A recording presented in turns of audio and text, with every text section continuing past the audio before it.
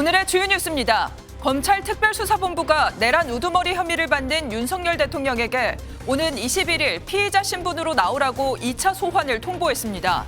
비상계엄 공조수사본부는 윤 대통령에게 내일 출석을 요구했습니다. 김홍일 전 방송통신위원장을 대표로 하는 윤 대통령 변호인단이 꾸려졌습니다. 검찰 특수통 출신인 윤갑근 전 대구고검장도 합류한 걸로 알려진 가운데 변호인단 측은 이르면 오늘 입장을 밝힐 전망입니다. 12.3 비상계엄 사태 당시 계엄사령관을 맡았던 박안수 육군참모총장이 오늘 군사법원에서 영장실질심사를 받습니다. 박 총장은 포고령을 발표한 인물로 국회 통제를 지시한 의혹도 받고 있습니다. 헌법재판소가 윤 대통령 탄핵 심판의 1차 변론 준비기일을 오는 27일에 열기로 했습니다. 주심 재판관에는 윤 대통령이 지명했던 정형식 재판관이 지정됐습니다. 시청자 여러분 안녕하십니까? 윤석열 대통령을 향한 수사기관들의 소환 통보가 이어지고 있습니다. 먼저 검찰 쪽부터 살펴보면 검찰은 윤석열 대통령에게 오는 21일 토요일에 검찰에 출석해 조사를 받으라고 통보했습니다. 대통령을 이번 계엄 사태의 총책임자로 규정한 검찰의 두 번째 소환 통보인데요. 만약 윤 대통령이 검찰에 출석한다면 피의자 신분으로 검찰에 출석하는 첫 번째 현직 대통령이 됩니다. 오늘 첫 소식은 이규옥 기자가 보도하겠습니다. 검찰 특별수사본부가 윤석열 대통령에게 오는 21일 토요일 검찰에 나와 조사를 받으라고 통보했습니다.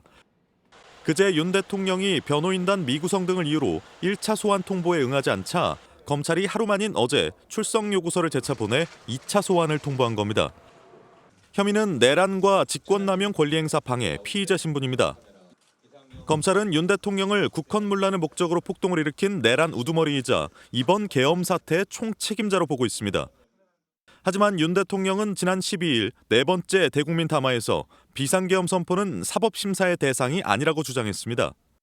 대통령의 비상계엄 선포권 행사는 사명권 행사, 외교권 행사와 같은 사법심사의 대상이 되지 않는 통치행위입니다. 만약 검찰의 2차 소환 통보에 응할 경우 윤 대통령은 헌정사상 처음으로 피의자 신분으로 출석하는 현직 대통령으로 기록됩니다. 최근 검찰은 김용현 전 국방부 장관과 여인영 방첩사령관, 곽종근 특수전사령관, 이진우 수도방위 사령관 등을 잇따라 구속하며 윤 대통령 소환 전 혐의를 꼼꼼하게 다져왔습니다. 검찰은 윤 대통령이 만일 2차 통보에도 불응하면 3차 소환을 통보하는 동시에 강제 구인 절차도 검토할 것으로 전망됩니다. 법적, 정치적 책임을 다하겠다고 공언한 윤 대통령이 검찰의 이번 2차 소환 통보에 응할지 초미의 관심이 쏠리고 있습니다. MBN 뉴스 이규옥입니다. 이번엔 경찰과 공수처, 국방부가 함께 만든 공조수사본부 쪽도 살펴보겠습니다. 공조수사본부는 윤석열 대통령에게 내일 출석을 요구했습니다. 하지만 대통령실은 출석 요구서의 수령을 거부하고 있는 상황인데요. 앞서 보신 것처럼 검찰과 공조수사본부가 대통령에게 앞다퉈 출석을 요구하면서 윤석열 대통령이 어느 기관에서 수사를 받을지도 관심이 쏠리고 있습니다. 공조본 관련 소식은 장동건 기자입니다. 고위공직자 범죄수사처 소속 수사관들이 어제 오전 용산 대통령실을 찾았습니다. 내일 오전 10시 정부 과천청사에 있는 공수처 청사로 윤석열 대통령의 소환을 통보하는 출석 요구서를 전달하기 위해서입니다. 출석 요구서에는 내란 우두머리 혐의와 직권남용 혐의가 적시된 것으로 확인됐는데 수령을 거부당해 직접 전달하지는 못했습니다. 대통령께서 직무가 정지된 상태에서 출석 요구서를 전달하는 업무가 비서실의 업무인지 판단이 서지 않는다라고 해서 이후 한남동 대통령관저로 이동해 다시 시도했지만 1시간가량 경비단과 대치 끝에 실패했고 특급 등기를 통해 수령이 이뤄질 전망입니다. 앞서 경찰 특별수사단은 윤 대통령의 내란 혐의 고발 사건을 공수처로 넘겼다고 밝혔습니다. 윤 대통령에 대한 체포영장을 신청해야 하는 상황이 오면 수사 경쟁 중인 검찰보다 공조수사본부를 함께 꾸린 공수처를 통해 영장을 신청하는 게 낫다는 판단이 깔린 것으로 보입니다. 같은 고발건으로 묶인 김용현 전 국방부 장관과 이상민 전 행안부 장관, 박안수 육군참모총장, 여인영 방첩사령관 사건도 공수처로 함께 이첩됐습니다. 윤 대통령과 비상계엄을 사전 모의하고 옹호한 혐의를 받는 이상민 전 행안부 장관은 어제 오후 2시 공조수사본부에 출석해 조사를 받았습니다. 비상계엄 선포 전 국무회의 참석자 가운데 피의자 신분으로 공조본 소환 조사를 받은 건 이 전 장관이 처음입니다. MBN 뉴스 장동건입니다. 앞서 보신 것처럼 윤석열 대통령을 향한 수사기관들의 압박이 이어지면서 윤 대통령의 변호인단도 움직이고 있습니다. 김홍일, 윤갑근 변호사 같이 윤석열 대통령과 검찰에서 함께 근무한 적이 있는 이 대통령의 검찰 선배들이 변호인단에 합류한 걸로 전해졌는데요. 변호인단은 전략회의를 열고 본격적인 재판 준비에 들어간 것으로 확인됐습니다. 이어서 최희지 기자입니다. 윤석열 대통령 변호인의 김홍일 전 방송통신위원장이 합류하기로 했습니다. 김 전 위원장은 형사사건 변호에 나설 예정인데 윤 대통령의 검찰 선배로 대검 중앙수사부장 시절 윤 대통령과 근무한 인연이 있습니다. 지난 대선 때는 윤석열 캠프 정치공작 진상규명 특별위원장을 하는 등 윤 대통령과 각별한 관계로 알려졌습니다. 특수통으로 불리는 대구 고검장 출신 윤갑근 변호사도 김 전 위원장을 도와 변호를 맡을 예정입니다. 윤 변호사는 윤 대통령이 박근혜 정부와 대립해 대구 고검에 좌천됐을 당시 함께 근무하며 인연을 맺은 것으로 알려졌습니다. 수사 이외에 탄핵 심판을 위한 변호인으로는 헌법재판소 재판관 출신의 강일원 전 재판관이 유력하게 물망에 오르고 있습니다. 변호인단 핵심 구성원으로 지목됐던 석동현 변호사는 직접 변호인단에 합류하는 대신 뒤에서 변호인단을 돕기로 했다고 입장을 밝혔습니다.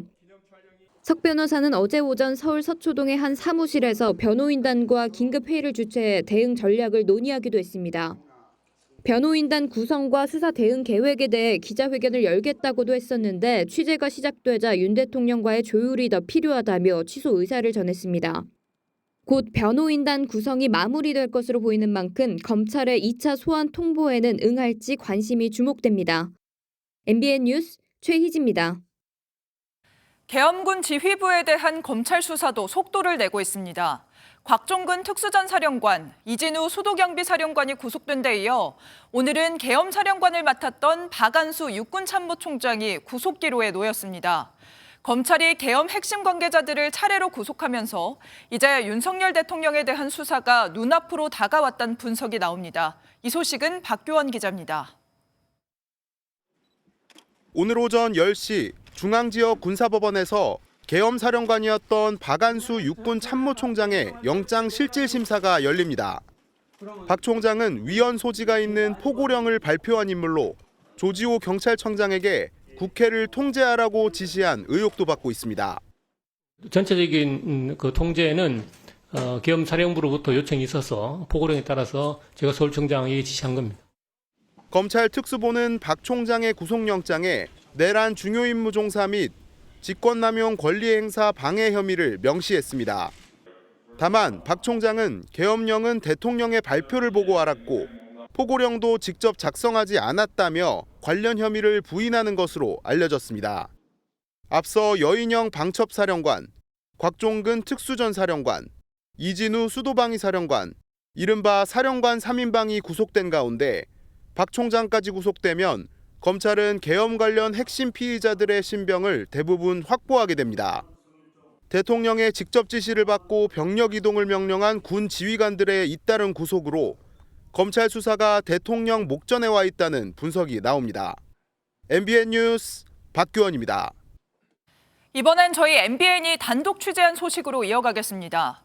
경찰 특별수사단이 노상원과 문상호, 전현직 정보사령관 2명이 비상계엄 선포 전에 접촉한 정황을 포착했습니다. 두 사람은 조사 과정에서 거짓 진술을 하다 그 자리에서 긴급 체포된 걸로 전해졌는데요.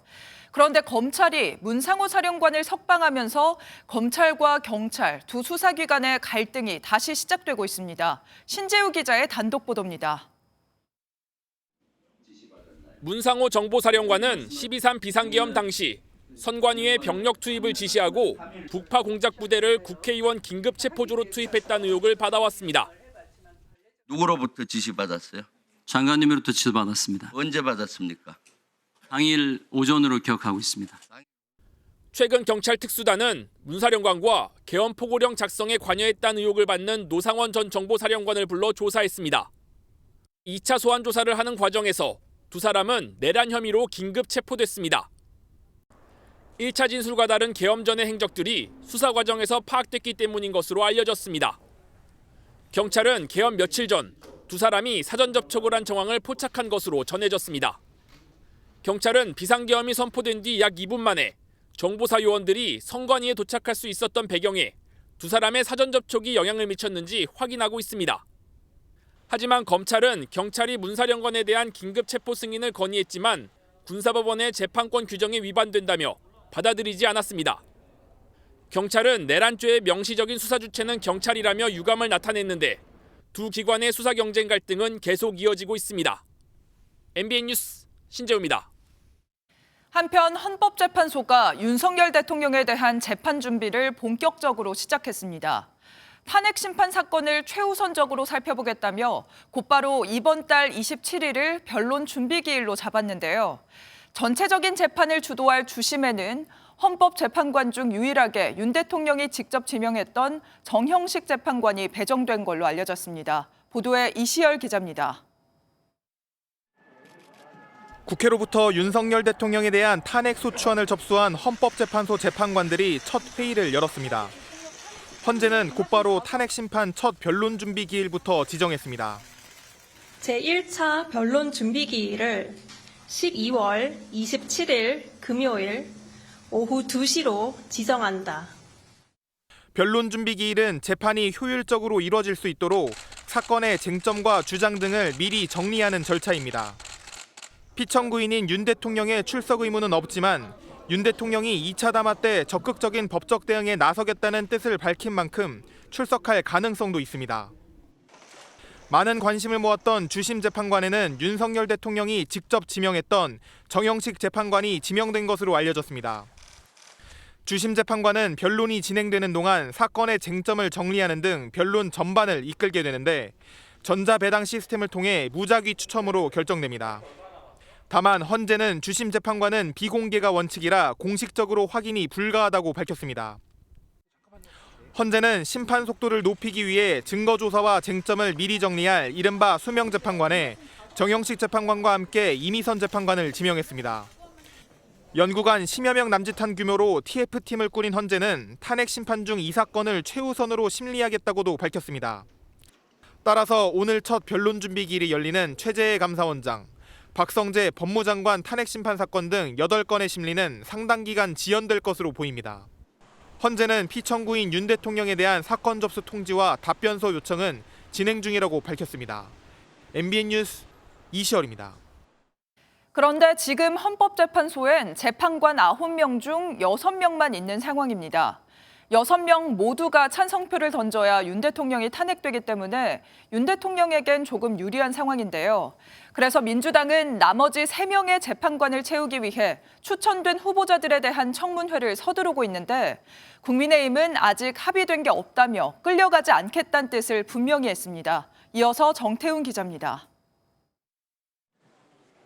헌법재판소는 재판관 3명이 공석인 현 상태로도 재판 절차는 가능하다고 밝혔지만 한 명이라도 반대하면 탄핵은 기각됩니다. 민주당이 헌재 9명 전원 구성에 속도를 내는 이유입니다. 탄핵 심판 절차가 차질 없이 진행될 수 있도록 국회 추천목 3명의 헌법재판관 임명 동의 절차도 신속하게 진행해야 합니다. 실제로 지난 9일 후보자 선출안이 제출돼 법적으로 15일 이내인 오는 24일까지 청문회를 마쳐야 하는데 민주당은 23일부터 이틀간 3명의 청문회를 마친다는 계획입니다.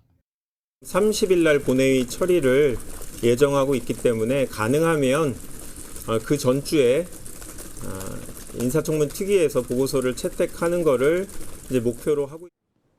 인사청문회에 참여할 여당 간사 내정자와도 논의했다고 밝혔지만 국민의힘은 합의 사실 자체를 부인했습니다. 여야 간 아직 협의가 진행되기 전이다라는 말씀을 드립니다. 그렇기 때문에 청문 일정에 대해서 합의한 바가 아직까지 없습니다. 법리적으로 더 따져볼 부분이 있다는 설명인데 민주당은 여당의 시간 끌기를 의심합니다.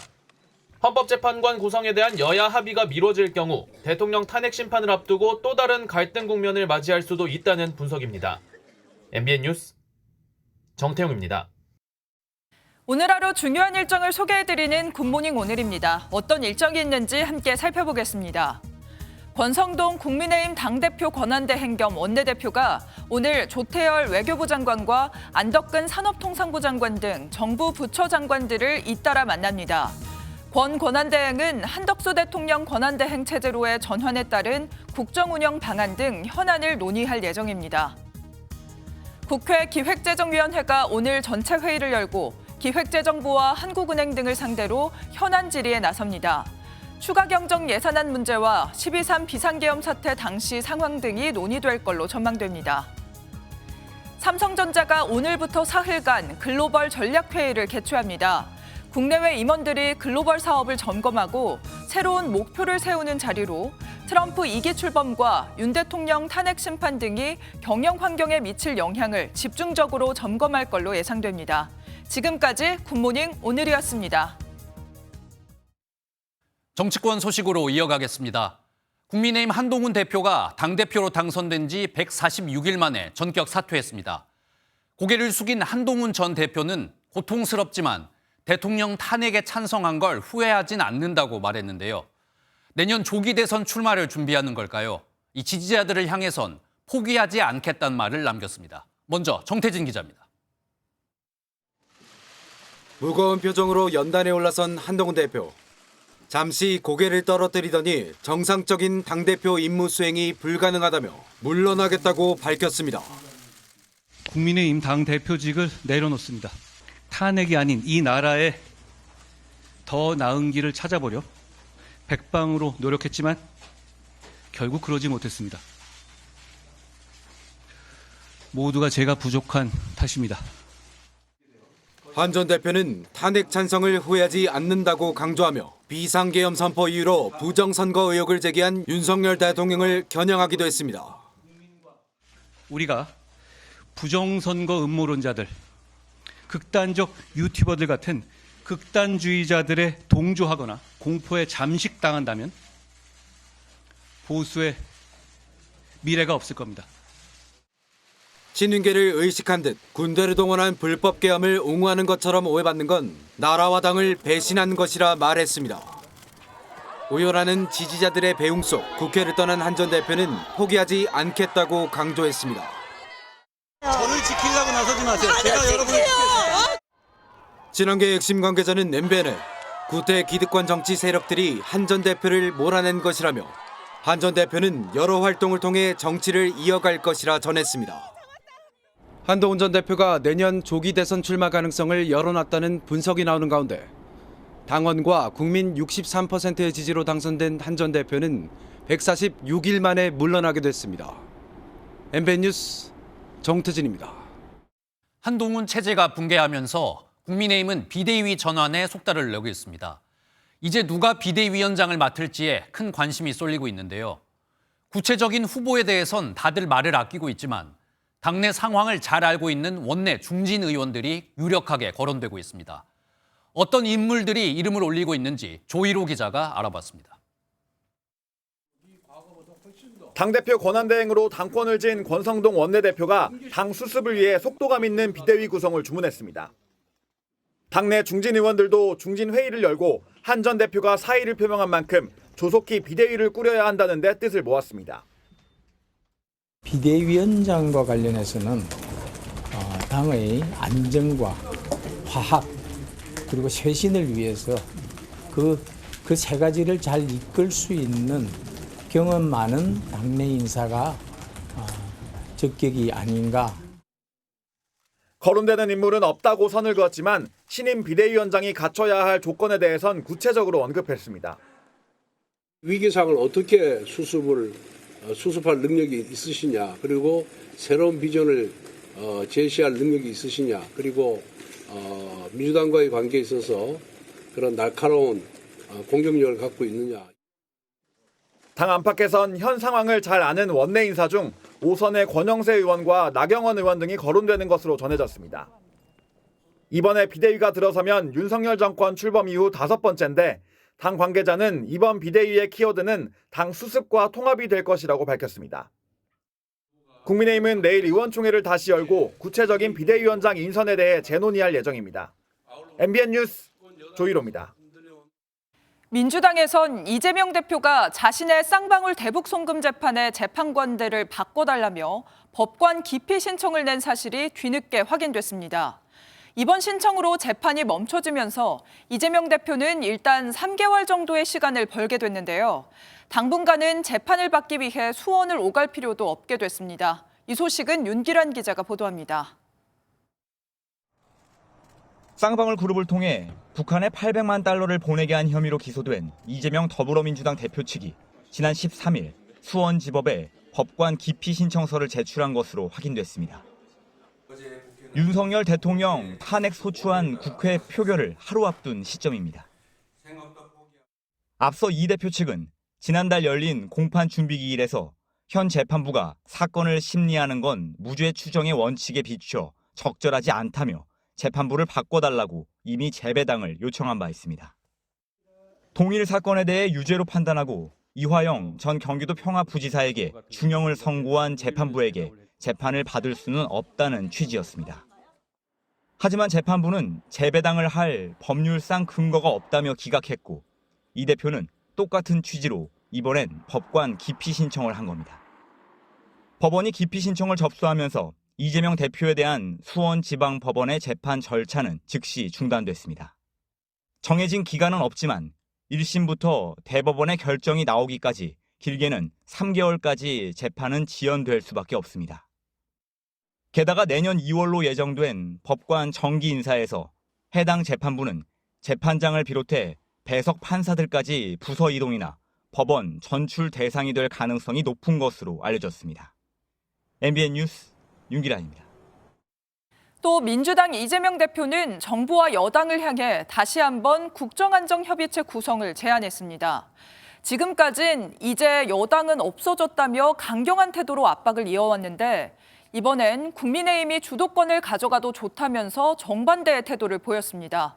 국민의힘은 어떤 반응을 보였을까요? 백길종 기자의 보도입니다.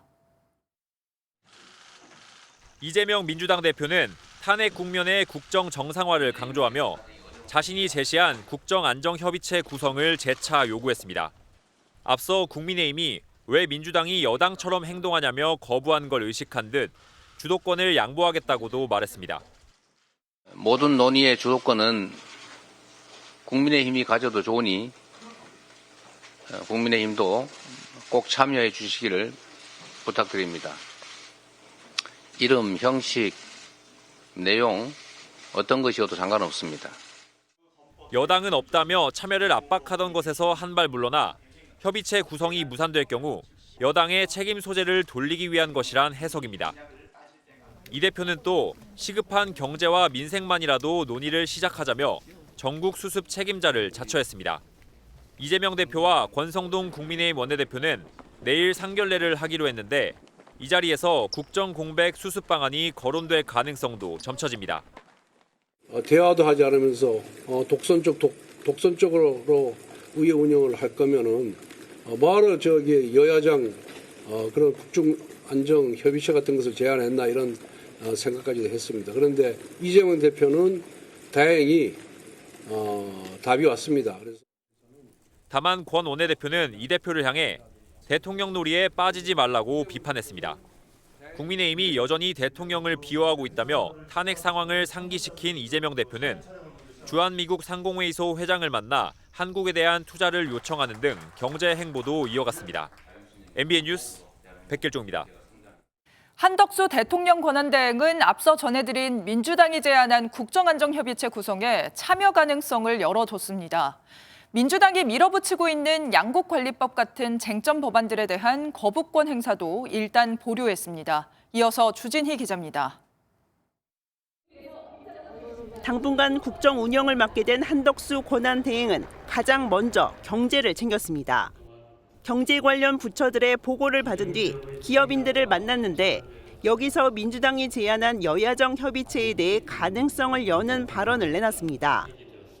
여야 정치권, 국회의장 모두 포함하는 하나의 그런 협의, 그러한 체가 저는 발족될 수 있지 않을까 그렇게 생각을 하고 있습니다. 그동안 협의체에 부정적이었던 것과는 다른 기조가 나온 겁니다.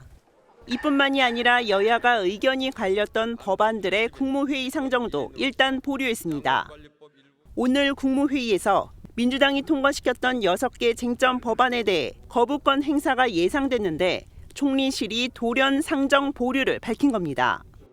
총리실 관계자는 거부권 행사 기한이 남아있는 한 국회와 더 소통하겠다며 이번 주 중 추가로 국무회의를 열어 결정하겠다는 방침을 전했습니다. 조만간 2개의 특검법도 논의에 오르는데 연달아 거부권을 행사하면 정치적 부담이 있다는 점도 고려된 것으로 보입니다.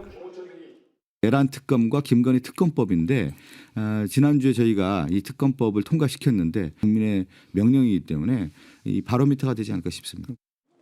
권성동 국민의힘 대표 권한대행이 이재명 더불어민주당 대표와의 회동에서 여야정 협의체를 포함해 주제에 제한이 없이 논의하겠다고 한 만큼 총리실도 정치권 논의 과정을 지켜볼 것으로 보입니다. MBN 뉴스 주진입니다. 우리나라 대표 창작 애니메이션 달려라 하니가 내년 탄생 40주년을 맞아 첫 극장판 애니메이션을 선보입니다.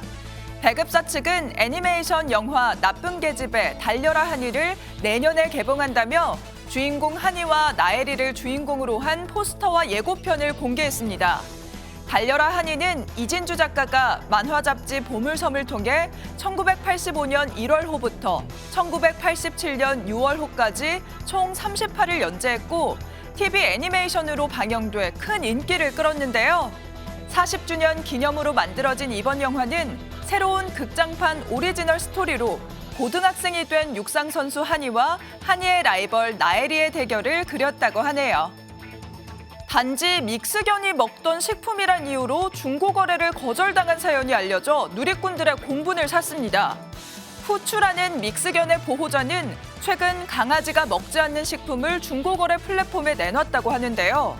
거래를 위해 만난 상대가 후추를 빤히 보더니 돌연 얘가 먹던 거면 거래 안 할게요라며 거래를 취소했던 사연을 SNS에 전했습니다.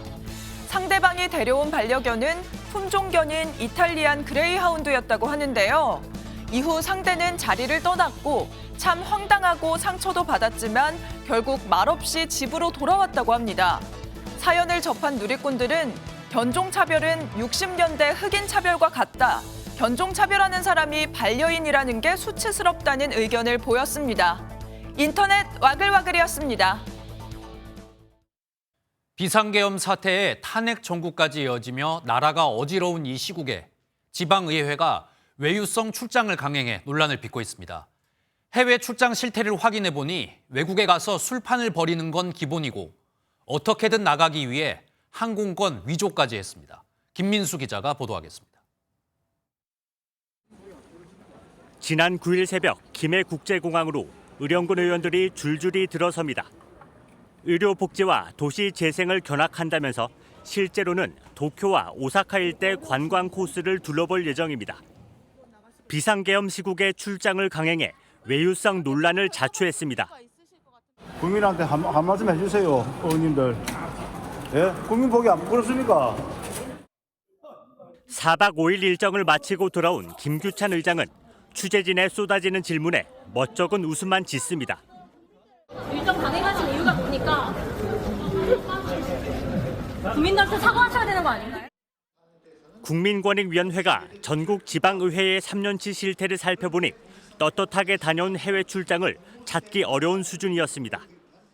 실태 점검 결과 지방의회 9개 출장은 대부분이 관련 규정을 위반하고 허위로 비용을 청구하는 등 심각한 문제가 드러났습니다. 해외 출장 915건 가운데 절반 가까이에서 항공권을 위조해 비용을 청구하고 차액을 챙기는 수법이 확인됐습니다. 혈세로 소주와 안주, 숙취 해소제 등 물품을 구입해 술판을 벌인 사례도 178건에 달합니다. 지방의회가 부적절한 해외 출장을 심사해오긴 했지만 의원이 자기 자신의 출장을 심사한 사례만 79건 되는 등 셀프 심사가 대부분이었습니다. MBN 뉴스 김민수입니다. 미국 정부가 북한의 러시아에 대한 군사 지원, 탄도미사일 개발과 관련된 군 고위급 인사 등을 제재했습니다. 러시아 푸틴 대통령은 서방 국가가 러시아를 레드라인으로 몰아붙인다며 자체 미사일 제한을 해제할 수 있다고 엄포를 놨습니다. 김문영 기자가 보도합니다. 러시아에 파병된 북한군을 이끄는 장성이자 인민군 특수작전군 사령관 등을 지낸 김영복. 그 어떤 형태의 작전과 전투에도 대비할 수 있게 전투력을 소유한 지상 저격병 정대.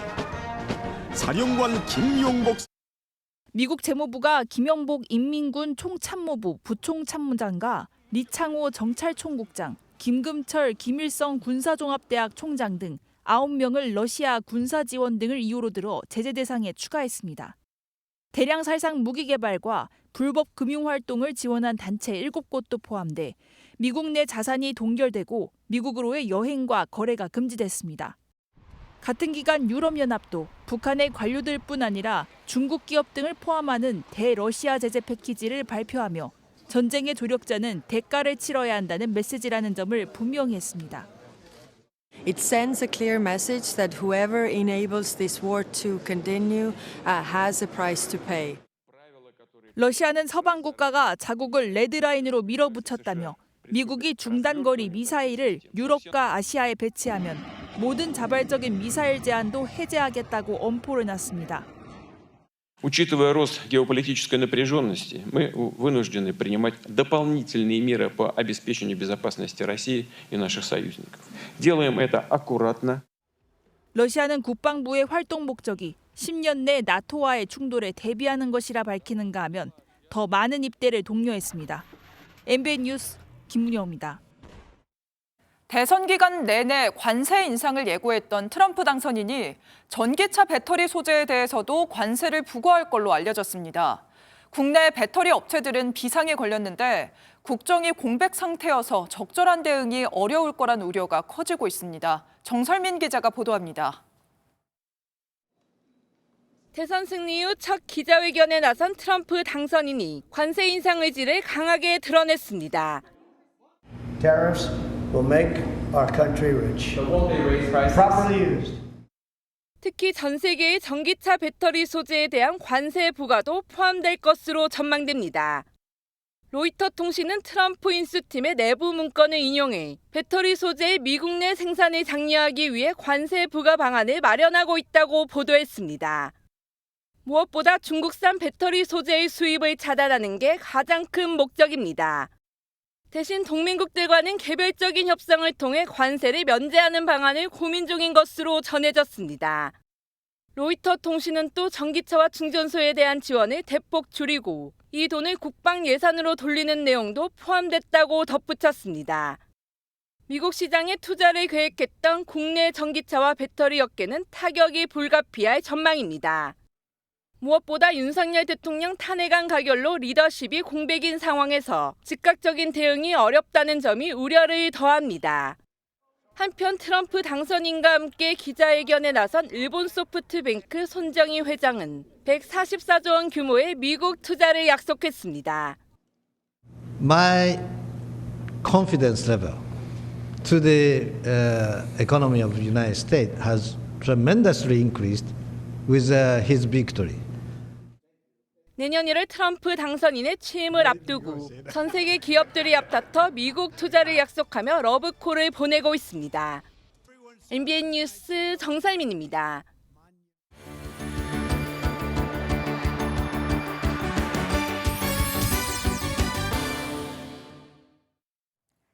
굿모닝월드입니다.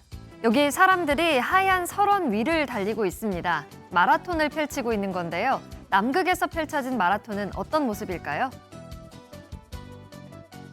마라톤 선수들이 끝없이 펼쳐진 눈 위를 달립니다. 선수들이 뛰는 곳은 영하 20도를 웃도는 남극입니다. 지난 12월 13일 남극 얼음 마라톤 대회가 열리고 있는 모습입니다. 이날 선수들은 혹독한 날씨 속에서도 마라톤 풀코스를 뛰었습니다. 남자 선수 최고 기록은 3시간 23분, 여자 선수는 3시간 29분을 기록했다고 합니다. 남극 본토에서 열리는 유일한 마라톤 대회이기에 특별한 경험을 얻고 싶은 참가자들은 해마다 도전장을 내밀고 있다네요. 산타를 물 안에서 만날 수 있다면 믿으시겠나요? 수족관에서 빨간 모자를 쓰고 빨간 옷을 입은 산타가 나타났습니다. 화면으로 만나보시죠. 수족관 안에 다이버들이 산타 옷을 입고 있습니다. 산타 다이버를 본 관람객들은 손을 흔들며 반기고 함께 사진을 찍는데요. 미국 시애틀에 있는 한 수족관의 다이버들 모습입니다. 이들은 15년 전부터 크리스마스 시기가 되면 산타 옷을 입고 관람객들을 맞이했다는데요. 수족관을 찾은 아이들에게 환한 미소와 웃음을 전해주는 산타로 변신한다고 하네요. 동화 헨젤과 그레텔에 나오는 과자로 만든 집은 진저브레드라는 과자로 만든 건데요. 크리스마스를 맞아 진저브레드로 과자집을 만드는 대회가 열렸습니다. 스웨덴으로 가보겠습니다. 사람들이 세계 여러 나라의 건축물 모형을 구경하고 있습니다. 그런데 이 모형 건물들, 자세히 보니 플라스틱이 아닌 과자로 만들어졌습니다. 스웨덴 스톡홀름의 박물관에서 제과 대회가 열렸는데요. 다가오는 크리스마스 연말을 대표하는 상징적인 간식, 진저브레드 과자를 이용해 만든 작품들입니다. 이번 대회의 주제는 돌아와였다는데요. 참가자들은 고향이 생각나는 아늑한 집들을 많이 출품한 듯합니다. 지금까지 굿모닝 월드였습니다. 가상화폐 대장주로 불리는 비트코인이 지난 밤사이 또 한 번 사상 최고가를 기록했습니다. 한때 10만 7천 달러, 우리 돈 1억 5천만 원을 돌파하기도 했는데요. 미국에서 트럼프 후보가 대통령에 당선된 후 비트코인 상승률은 50%를 넘어서며 가파른 상승세를 보이고 있습니다. 밤사이 들어온 소식 최윤영 기자가 보도합니다. 비트코인이 하루 만에 사상 최고가를 또 갈아치웠습니다. 가상화폐 거래소 코인베이스에 따르면 미국 동부 시간 16일 낮 비트코인의 한 개당 가격은 10만 7,062달러를 찍으며 전날 사상 최고가 10만 6,500달러를 경신했습니다. 한화로 약 1억 5천만 원이 넘는 겁니다. 같은 시간 시가총액 2위 이더리움은 3.8% 오르며 다시 4,000달러 선이 됐고 리플도 상승했습니다. 트럼프 미국 대통령 당선인의 비트코인 전략적 비축기금 추진 언급이 호재였습니다. 트럼프 당선인은 지난 주말 CNBC와의 인터뷰에서 비트코인 비축기금을 만들 계획이 있고 가상화폐와 관련해 중국 등 다른 나라가 먼저 주도권을 잡게 하지 않을 것이라고 했습니다. 미 연준의 올해 마지막 연방공개시장위원회를 앞두고 금리 인하가 확실시된다는 점도 비트코인 매수를 자극했다는 분석입니다. Needs for Bitcoin. And I think when you look at what's happening in the Beltway under Trump, you're going to have a deregulatory environment, which is a huge positive. 트럼프 당선인은 대선 후보 시절부터 비트코인을 꾸준히 언급했습니다. Hello, Bitcoiners. Thank you very much. Hello. It's good to be with you. It's good to be with you. 지난 11월 미 대선 당일 7만 달러 아래에서 거래되던 비트코인 상승률은 50%를 찍었고 암호화폐 시장의 총가치는 3조 8천억 달러가 넘었습니다. MBN 뉴스 최윤영입니다.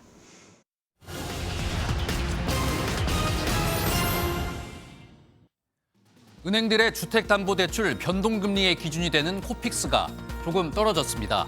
지난달 신규 취급액 기준 코픽스는 10월보다 0.02%포인트 낮은 연 3.35%로 집계됐는데요. 은행들은 오늘부터 주택담보대출 변동금리에 이 낮아진 코픽스 금리를 반영합니다. 이번 비상계엄 사태로 외식과 숙박업자 절반이 피해를 봤다는 조사 결과가 나왔습니다. 중소기업 중앙회가 자영업자 500여 명을 대상으로 긴급 실태조사를 벌인 결과 계엄 사태로 피해를 봤다고 답한 사람이 46.9%를 기록했습니다. 피해 사례로는 송년회 같은 연말 단체 회식이 취소되거나 여행객들이 숙박 예약을 취소하는 경우가 많았던 것으로 나타났습니다. 지금까지 굿모닝 경제였습니다. 비상계엄 사태와 대통령 탄핵 정국이 이어지면서 우리 민주주의가 중요한 시험대에 올랐다는 분석이 이어지고 있는데요. 세계적인 정치 철학자 마이클 샌델 하버드대 교수도 우리나라의 상황을 주의 깊게 살펴보고 있습니다. 샌델 교수는 우리나라가 극단적 분열을 어떻게 풀어나가는지 전 세계가 지켜보고 있다고 말했습니다. 강영구 특파원이 샌델 교수를 직접 만났습니다. 베스트셀러 정의란 무엇인가로 우리에게도 널리 알려진 마이클 샌델 하버드대 교수. 20대 초반 당시 닉슨 대통령의 탄핵과 사임 과정을 취재했던 경험을 꺼냈습니다. My first job as a reporter was in the summer of 1974 covering the impeachment proceedings of Richard Nixon after the Watergate scandal. 우선 비상계엄령과 같은 조치는 민주주의의 본질과 미래를 위협하는 사건으로 평가했습니다. The declaration of martial law in South Korea reminds me of the January 6th insurrection on the U.S. Capitol. Both are very consequential events that call democracy into question and the future of democracy into question. 특히 한국 국회의 탄핵안 가결을 지켜본 샌델 교수는 민주주의 수호는 당파가 아닌 원칙의 문제이며 이제 한국 사회가 극단적 분열을 극복하고 새로운 공동선을 찾아야 한다고 강조했습니다. 이는 한국 국민 스스로의 몫이라는 점도 분명히 했습니다. How best to bring that about is not something that I feel I'm qualified to speak about. That's for the Korean people to decide. 또 한국이 민주주의 위기를 풀어가는 과정은 전 세계 민주주의의 시금석이 될 중대한 사건으로 평가했습니다. If Korea succeeds in that, in doing that, it will provide an inspiration to, and maybe even some lessons for the rest of us. Because we too, now, our democracy, in this country, in my country, is operating under a kind of shadow of doubt. And the same is true in many European democracies. 샌델 교수와 같은 미국의 지식인들은 한국의 혼란스러운 정치 상황이 해결되는 과정을 예의주시하고 있습니다. 보스턴에서 MBN 뉴스 강영구입니다. 얼어붙었던 우리나라와 중국의 사이가 조금 풀리나 싶었는데 윤석열 대통령의 중국인 간첩 발언으로 한중 관계는 다시 얼어붙고 있습니다. 중국에서 큰 불만이 터져나오고 있다는데 주중대사 부임도 물 건너갔다는 전망이 나오고 있습니다. 베이징에서 김한준 특파원이 전하겠습니다. 한국의 계엄 사태 이후 말을 자제하던 중국은 윤석열 대통령이 지난 12일 담화를 통해 중국인 연루 간첩 사건 등을 거론하자 발끈했습니다. 对韩方上述言论深感意外和不满，这不利于中韩关系健康稳定发展。 우리 외교부가 다음 날 사태 수습에 나서자 중국도 한국이 적극적 노력을 해달라고 답하며 급한 불은 껐지만 이미 중국 내부에선 불만이 상당하다는 분석입니다. 대중외교의 최전선에 있는 주중대사 교체 일정도 불투명해졌습니다. 당초 정재호 현 주중대사가 이번 주 귀임하고 초대 대통령 비서실장인 김대기 내정자는 이달 말 부임할 예정이었지만 대사의 귀국과 임명은 대통령의 권한이기 때문입니다. 한덕수 대통령 권한대행이 정 대사에게 귀임 명령을 내린 뒤 김 내정자에게 신임장을 줄 수는 있지만 한 대행이 대사 임명 권한까지 행사할지는 미지수입니다. 게다가 정 대사는 대통령의 고교 동창, 김 내정자는 대통령의 측근인 만큼 현재 상황에선 누가 대사직을 수행한다 하더라도 적극적인 외교 행보를 기대하기 어렵다는 지적입니다. 이미 귀임 준비를 마친 정 대사가 귀임 명령에 따라 조만간 돌아간다면 한반도 주변 4강국인 주중 대사의 공백 사태가 발생할 가능성도 적지 않다는 전망입니다. 베이징에서 MBN 뉴스 김한준입니다. 미국 국무부는 한미동맹은 대통령 간의 동맹이 아니라 정부 간의 동맹이자 국민 간의 동맹이라고 밝혔습니다. 매슈 밀러 국무부 대변인은 윤 대통령 직무정지 관련 질문에 대통령 권한대행과 한국 정부와 계속 협력할 준비가 돼 있다며 한미동맹에는 아무 변화가 없을 것이라고 말했습니다.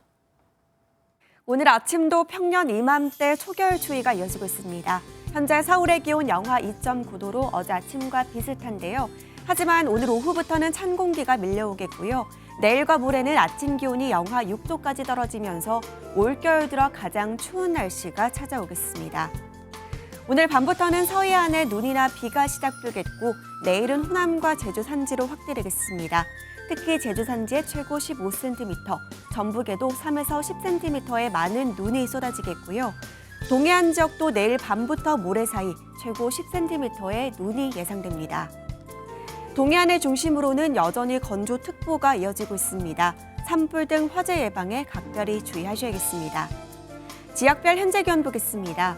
춘천 영하 8.9도, 대전은 영하 1.1도로 어제와 비슷하게 출발하고 있습니다.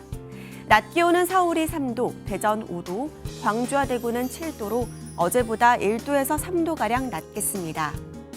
주말인 토요일에는 중부와 호남, 제주에 눈이나 비가 내릴 전망입니다.